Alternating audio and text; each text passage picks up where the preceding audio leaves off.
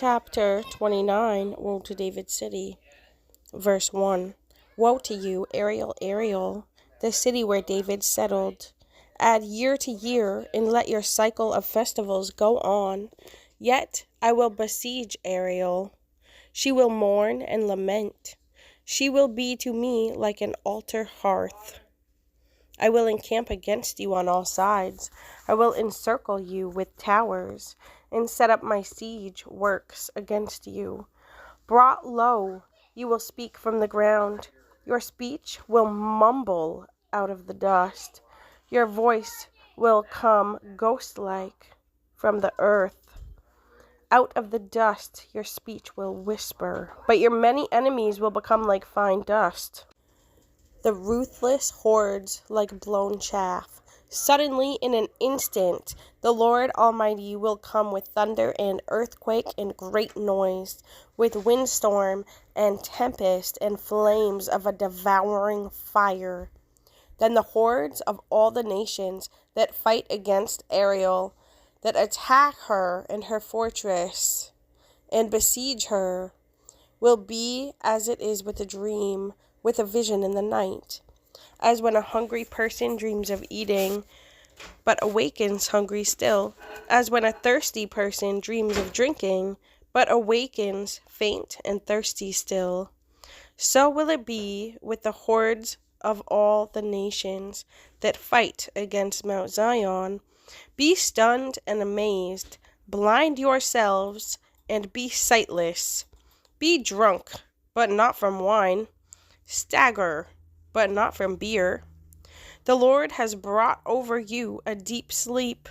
He has sealed your eyes, the prophets. He has covered your heads, the seers. For you, this whole vision is nothing but words sealed in a scroll. And if you give the scroll to someone who can read and say, "Read this, please," they will answer, "I can't. It is sealed." Or, if you give the scroll to someone who cannot read and say, "Read this, please," they will answer, "I don't know how to read."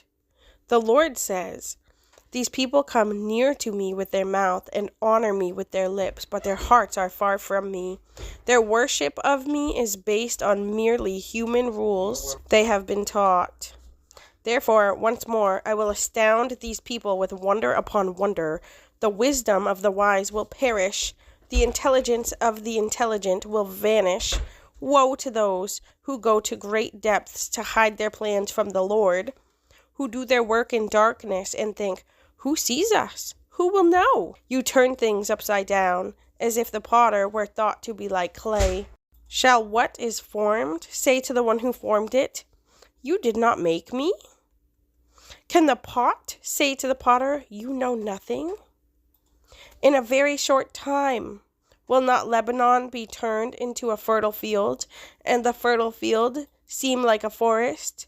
In that day the deaf will hear the words of the scroll, and out of gloom and darkness the eyes of the blind will see. Once more the humbled will rejoice in the Lord. The needy will rejoice in the Holy One of Israel.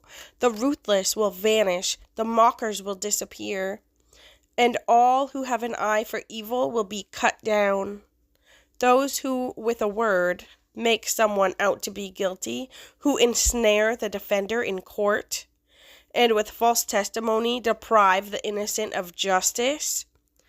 Therefore, this is what the Lord says, who redeemed Abraham, says to the descendants of Jacob, "No longer will Jacob be ashamed. No longer will their faces grow pale.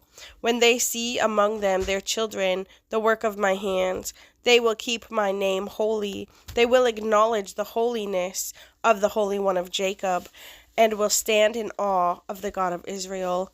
Those who are wayward in spirit will gain understanding. Those who complain will accept instruction."